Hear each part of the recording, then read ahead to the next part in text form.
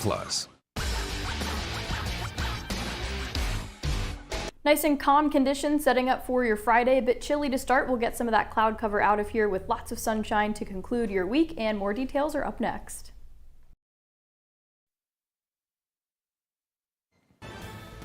Good evening, everyone. I'm Kevin Hodge. Tonight on your WZMQ 19 News, access to health care is getting tougher for rural Michigan communities. We'll hear how some are trying to fix it. Plus, the Citizens Research Council in Michigan is recognizing 110 years of nonpartisan service. And tensions continue in the Middle East. Israel and Lebanon are set to begin direct peace talks. We'll have the latest. Your 19 News at 11 starts now. Live from the UP, this is WZMQ 19 News at 11.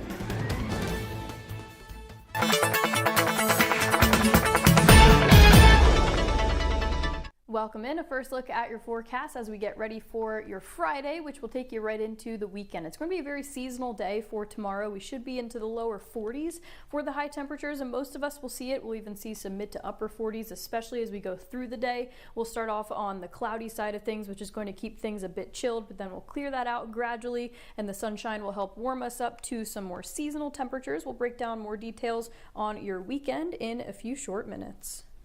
Kelly, thank you very much. The Committee to Protect Healthcare held a Saving Rural Healthcare Town Hall meeting this evening in Marquette Township. Our own John Truitt attended and has the details. Across Michigan, rural communities are struggling with growing barriers to affordable health care. Because of this crisis, the Committee to Protect Healthcare brought in healthcare professional and candidate for the Michigan State House, Anna Rink, and State Representative Ranjiv Puri for a conversation on what's at stake, how to strengthen and protect rural healthcare, and a chance to ask questions. And the overwhelming concern was access and the cost of healthcare. Concerns about affordability, concerns about access, concerns about specialty care. The duo took questions ranging from reproductive rights to access to mental health facilities. The word that kept coming up was uncertainty. There's a lot of uncertainty. Patients are really scared, and those are concerns that need to be addressed. Here in the UP, we've seen hospitals close completely or scale back services, actions that can cripple a community. If people cannot access the care they need, if hospitals die, our small communities die.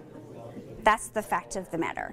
People are not going to be able to stay in an area where they cannot get the care they need. Reimbursement to healthcare providers was identified as a key issue across the country, but felt more in rural America.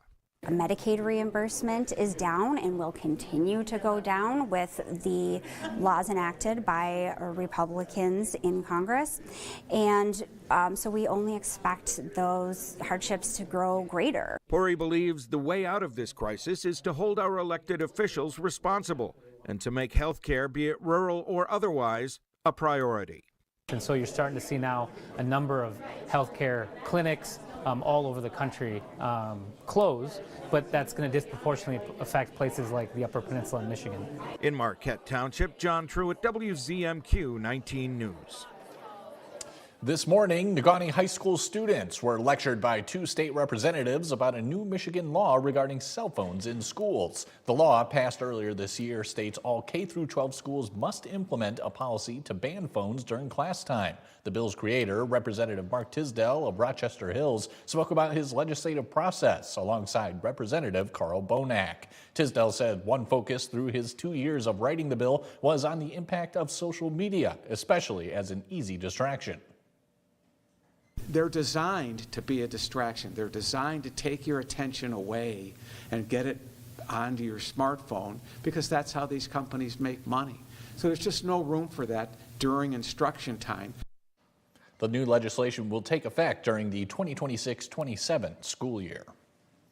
There's an organization in Michigan that has been around for over 100 years. Its researchers are dedicated to looking at data from the state of Michigan and across the country to give nonpartisan political analysts. Our Michigan Capitol correspondent, Sophia Murphy, spoke with the president of the Citizens Research Council of Michigan about the nonprofit's 110th anniversary on Monday. In Lansing, it's hard to find a major policy debate that hasn't at some point been touched by the Citizens Research Council of Michigan. For 110 years now, they've been doing work behind the scenes, digging into the data that shapes how decisions are made. Ultimately, the policy being made in Lansing, the policy being made in your city hall affect how we live, how we work, how we get to work, how we educate our children. That work often starts with the basics, digging into state and local finances, examining how government is structured, and taking a closer look at the policies that impact daily life. It's research designed not just to inform debate, but to help people better understand how decisions are made. We really established the Citizens Research Council as the most trusted voice on public policy issues in Michigan, especially in this day and age where people are so divided on so many things. It really becomes apparent, and the value of our organization is as strong as ever. And in a political environment where positions can often come first, the approach here centers on the process, focusing on consistency, balance, and keeping the work separate from any agenda. Few organizations exist that have that independent, nonpartisan approach to providing information and just being a resource for the elected officials and the citizens, and I'm really proud to be part of that organization. After more than a century, leaders say their mission has not changed, providing clear, fact-based research to help policymakers and the public make informed decisions. From Michigan's capital, Sophia Murphy, WZMQ 19 News. Now to the Middle East, Israel makes a diplomatic play, offering a potential boost to the fragile ceasefire in the war with Iran. And President Trump is threatening to resume attacks on Iran if it fails to fully reopen the Strait of Hormuz. Here's Jesse Mitchell. A day after deadly Israeli airstrikes against Hezbollah in Beirut, Israeli Prime Minister Benjamin Netanyahu reiterated there is no ceasefire in Lebanon and said Israel will keep striking Hezbollah until security is restored in northern Israel. But he left the door open for diplomacy. Following repeated appeals by the Lebanese government to open negotiations with us for peace, I instructed last night in the cabinet to begin direct negotiations with Lebanon. Direct talks between Israel and Lebanon will start next week in Washington. The news comes as Vice President J.D. Vance prepares to lead peace negotiations with Iran this weekend in Pakistan. I'm optimistic that the Iranians are going to be smart, that they're going to negotiate in good faith. Iranian state media reports the country's parliamentary speaker and foreign minister are expected to attend the talks. Another area of tension, the status of the Strait of Hormuz. Iranian state media reported Wednesday Tehran closed the waterway again because of Israel's attack on Lebanon. Iran now says the strait is open to limited traffic. It is inside our water. So we have to be very careful for the safety and security of tankers and vessels. President Trump remained behind closed doors Thursday, but warned in a social media post all U.S. military assets in the region will remain in place in and around Iran until the strait is open and a real agreement is reached. One of the most famous animals on the planet is under threat like never before. Scientists have classified the emperor penguin as officially endangered and say climate change is to blame. Experts warn the iconic birds could be cut in half by the 2080s as melting sea ice destroys platforms they need to breed and raise chicks. And also they forage in the pack ice, so they lots of the prey that they depend upon is very ice dependent. The update from the International Union for Conservation of Nature also adds the Antarctic fur seal to the endangered list after its population dropped by more than 50% between 1999 and 2025. Kelly Rowland has your first warning weather forecast when we come back. Plus, artists from within the Manistee area take part in this year's Made UP exhibit at the Lake Effect Community Arts Center. And this weekend, the Marquette Symphony Orchestra wraps up its season with a powerful performance. We'll have a preview after this. 19 News is brought to you by Kirkish Furniture. Buckles Party Store, it's where the party starts in Calumet with an awesome beer selection featuring domestic, foreign, and craft brew beer, a great selection of wine, just about any kind of liquor you want, and a great range of tobacco products. Buckles Party Store in Calumet, it's where the party starts for everyone. Have you ever been nervous to buy a car? At John Zotto, we make getting a new car easy. Even if you don't know much about cars, we handpick every vehicle on our lot with an amazing warranty. And John Zotto is still here to help you after you buy your car. We've moved! Now we can service your car and detail it so it's super clean. For the best pre-owned cars, the best service, and the best detailing, come see it for yourself at John's Auto Marquette. I'm Dan Levy, and Friday I'm on an all-new Kelly. That is right. I will be there too. You and your dad are both part of, it's called the Order of Canada, right? Yeah. This is a big deal in Canada. It's like, I don't know, am I a knight now? But being a country recognizing you is great, but being here is also great. Plus Taylor Ortega and Jack Innanen. We're all new, all April. Every time you come here, you look so handsome. Is this how you look in life? The Kelly Clarkson Show, tomorrow at 5 on WZMQ CBS. You have questions. Are your elected representatives in Washington working for you? Or do they stand on the issues and what's in it for you? Get the answers you need on WZMQ 19 News. I'm Rachel Knapp. And I'm Brendan Scanlon. Our job is reporting on Michigan's officials in Washington, covering and uncovering what they're doing, and then reporting directly to you. WZMQ 19's Washington Bureau works for you. And we deliver. Quality information straight from Capitol Hill. Only on WZMQ 19 News. The Shortlist, a countdown show that's all sports. Only from SSN, the Cindy Sports Network.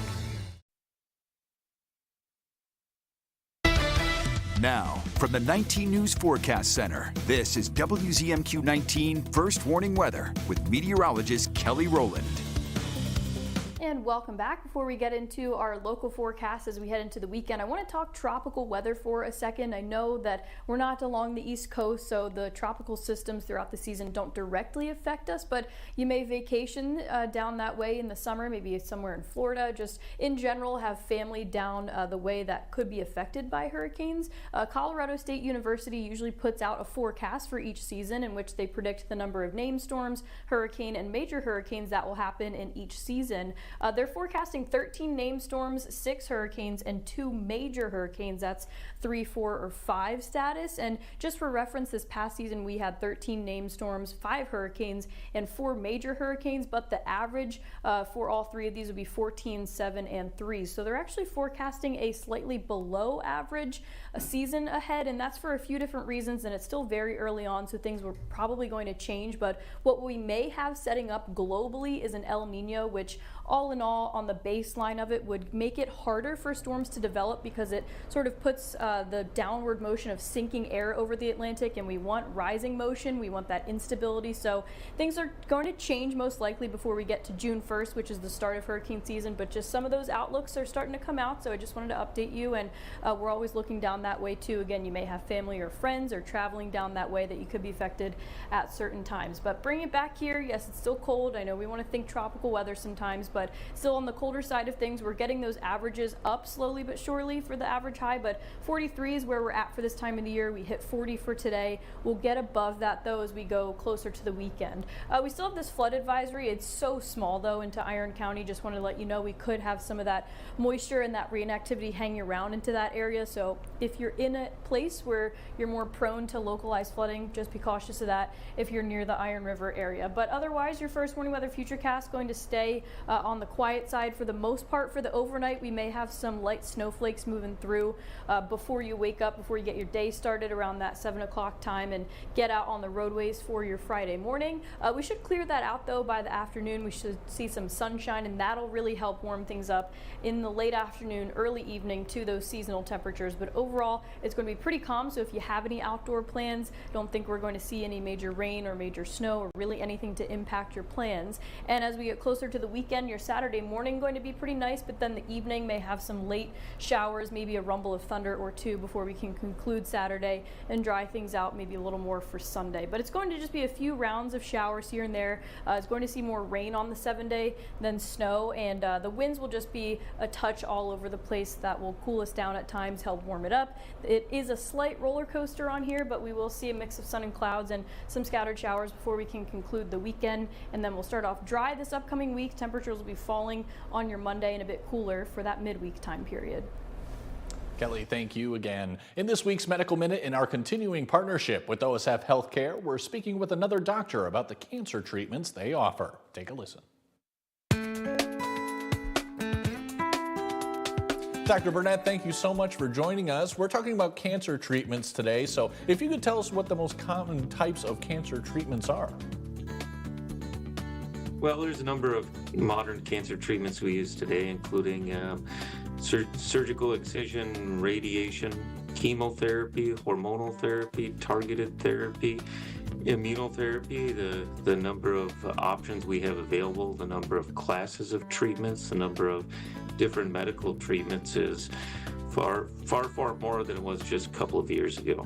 One of the more exciting things in our field is the declining use of things like toxic chemotherapy and the increasing utilization of targeted treatments that can target a specific gas pedal or brake of a cancer that can either serve to speed cancer growth up or slow it down, for which we have medications that target that. Got it. And for patients, is it common for them to need more than one type of treatment? Depends on the cancer, but very commonly we talk about all of these options specific for a given patient with a given cancer. And what does it mean for a patient to have local access to these treatments? Well, for some patients, it can be everything. At some of the sites that I practice at, there's patients that have told us before that if their cancer care was not available locally, they would not have it. Having cancer care close to home is always a benefit for the patient. Not only does it increase access, it decreases a burden both financially and socially on the patients when they can go to work every day or have a family member take off work every day to drive them to cancer treatment, sometimes half a day away. Having that care close to home in their community benefits not only them but also the community at large. All right, Doctor, that's all I have for you. Thank you so much for joining us today. Thank you very much. On Friday, the Lake Effect Community Arts Center will debut its second annual show for creators living within 100 miles of Manistee. Open through April 23rd, May UP showcases the wide variety of artists in the region, including established professionals with those experimenting with a new medium. Every submission is unique, with pieces ranging from paintings and photographs to sculptures and glasswork. However, they've been arranged in a way that creates a cohesive display of the area's creativity. This show feels very cozy. It feels very much like an arm around you. Our exhibition director hangs on color and texture. Even without that, once it was all said and done, we still found the trees were friends and the birds were friends, and even some fun surprises with how the themes carried through. Visitors are encouraged to vote for their favorite piece, and the artist who earns the most votes will receive a $100 People's Choice Award. Because the show is open to anyone, Lake Effect staff say Made UP is an opportunity for people who don't consider themselves artists to see themselves in a new light. I had this joke where so many people tried telling me they weren't artists, and it's like, we're getting to the point I'm gonna have to start beating somebody up because you guys really, really are. I think that helps build confidence for people too, so they can see, like, yes, we do belong in a gallery and an exhibition. Our work is valuable and meaningful. Made UP opens with a public reception tomorrow from 5 to 7 p.m. The Marquette Symphony Orchestra is holding its final performance of its 2025-26 season this weekend. The orchestra will conclude its concert season with Beethoven Symphony No. 5, accompanied by this year's Young Artist Competition winner. Each year, the MSO holds a competition to feature a soloist from a unique group of instruments. On Saturday at 7:30 p.m. in Kaufman Auditorium, the band will be joined by alto saxophonist Nathan Salazar, performing Fanfare and Rhapsody for Saxophone and Orchestra. Nathan stood out because of his musicianship, his control of the technique, his sound, and the way that he projects and the way that he just performed the piece that he submitted. It was just really great, and the audience is gonna love it. Tickets can be found on NMU's ticketing website or in person at the Superior Dome. Mike Ludlam has your sports highlights after the break. We'll see if the Red Wings were able to capture a win tonight as the regular season gets closer to the end. We'll be right back.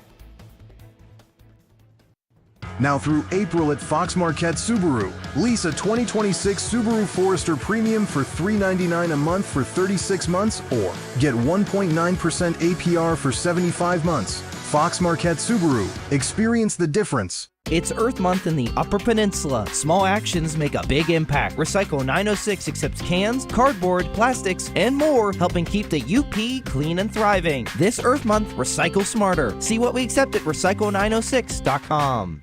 When you need a body shop, skip the corporate shops and outside investors. Go with your hometown body shop, Superior Collision. Our family opened Superior Collision in 2002, and we're still the ones who own and operate it today. Some places talk about community. We actually stand with our community, donating monthly back into Marquette County. When you need collision repair, choose Superior Collision, your local hometown body shop. You know, Hard Rock is built on service, from that first cafe to hotels and casinos around the world. That's why on the Hard Rock Bet Casino app, service still comes first. When you want to withdraw your money, it's secure. Get paid in 30 minutes or less. When you need help, it's available 24/7. Real service, based right here in the U.S. Hard Rock Bet Casino is here in Michigan. Roll with us. New customers get up to $1,000 back in casino bonus, plus 500 bonus spins. Everybody loves Raymond on MeTV, especially me, because Mother loves best. Nobody makes cake like you. And nobody eats it like you. Everybody loves Raymond. Weeknights on MeTV 19.1. Now through April at Fox Marquette Subaru. Lease a 2026 Subaru Crosstrek base for $289 a month for 36 months. Or get 2.9% APR for 75 months. Fox Marquette Subaru. Experience the difference.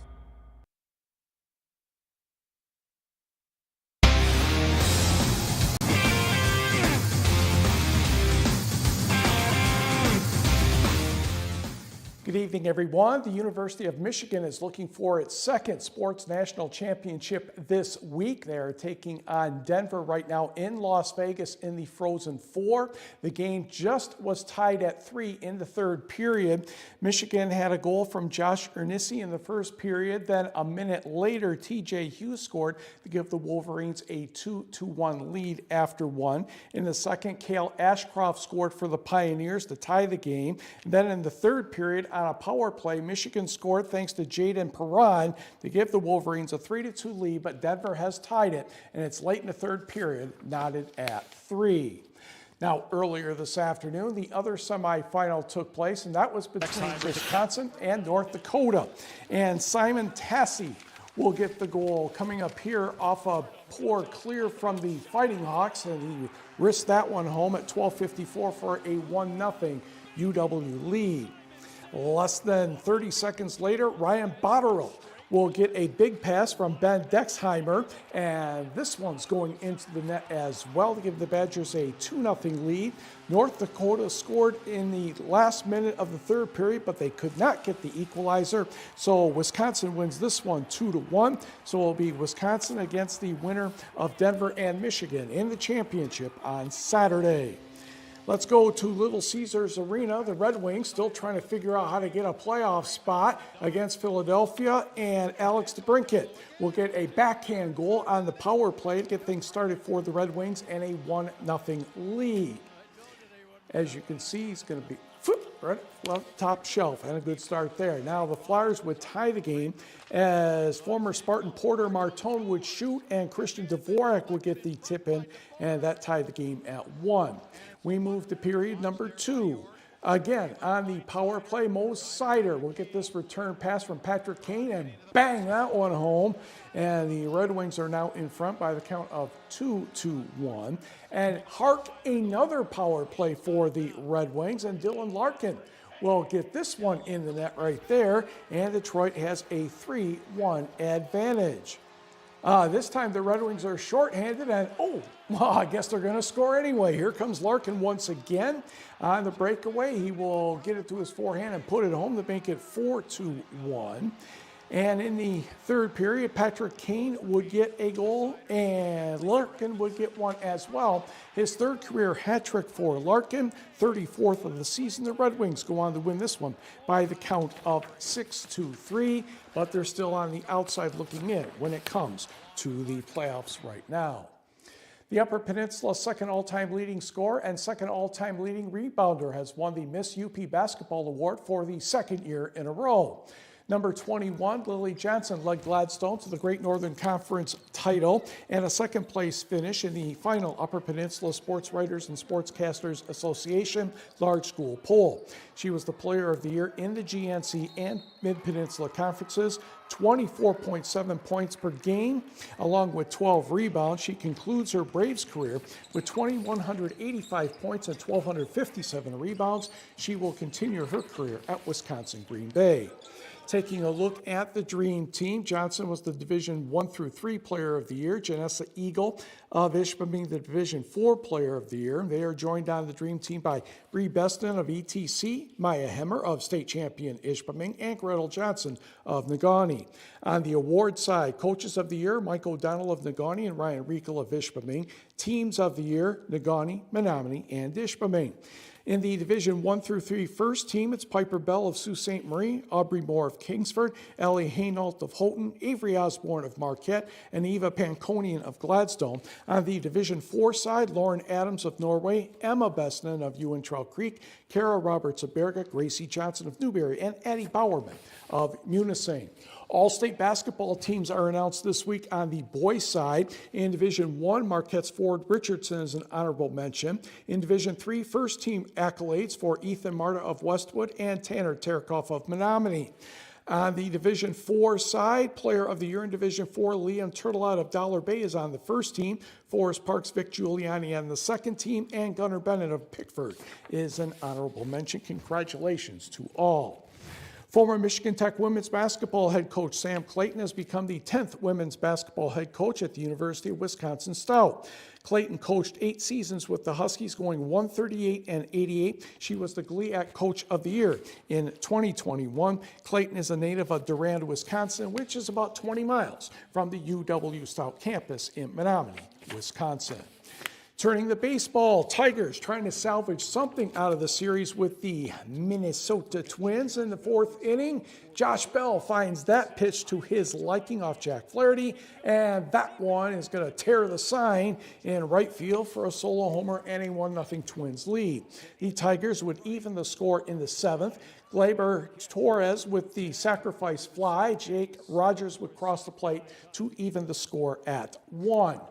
In the 8th inning, not a good one for the Tigers bullpen, as Brooks Lee with a ground ball single to right field. Matt Wallner and Victor Caratini score, and the Twins win 3-1. 5-game losing streak for Detroit. They're in last place of the AL Central. Parker Meadows was removed from the game after a collision in the outfield with Riley Green. He will remain in the hospital overnight. First round Masters Golf Tournament. We're on the par 5 8th hole. This is Patrick Reed with a long putt, about 55 feet, says my script, for eagle. And he moved to 5 under par at that point. He finished his round at 3 under. That's a tie for second place. Sam Burns, one of the co-leaders. This is the par 5 13th. He slides that putt in, and that's a birdie. He finished at 5 under 67, along with defending champion Rory McIlroy. Oh, it was not a good day for Bryson DeChambeau. It took him several strokes to get out of the bunker on the 11th hole, ended up with a triple bogey. He is 4 over par. There is McIlroy making his putt right there again, 5 under 67. And we will be right back. Optimize your home with Maytag and Whirlpool appliances from Kirkish Furniture in Houghton. Maytag and Whirlpool offer best-in-class warranties on durable, state-of-the-art appliances, perfect for your laundry room or kitchen. Available in stock or online, plus free delivery and 0% financing. Amazon offers hourly employees health care for $5 a week with $5 copays. Safety. Should I go, Mom? No, don't tell your mother anything. Amazon offers hourly employees health care on day 1 for the whole family.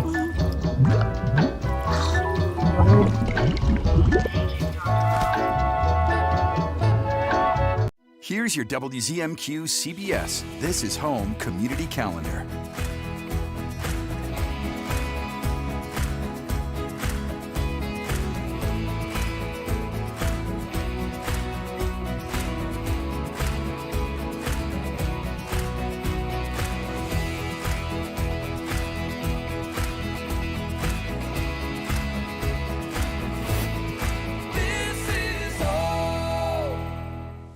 Pure Outdoor is the first program dedicated to increasingly popular outdoor and eco sports. Pure Outdoor. Tonight's sports is brought to you by the Window Store. Andersen brand products are #1 in quality, and the Window Store is your local Andersen expert for installation and service of all Andersen windows and doors. From showroom to your home, Andersen Windows and Doors at the Window Store. Andersen is the #1 trusted window and door brand. The Window Store is the Upper Peninsula's clear choice for windows and doors. Now that's a perfect fit. From showroom to your home, Andersen Windows and Doors at the Window Store.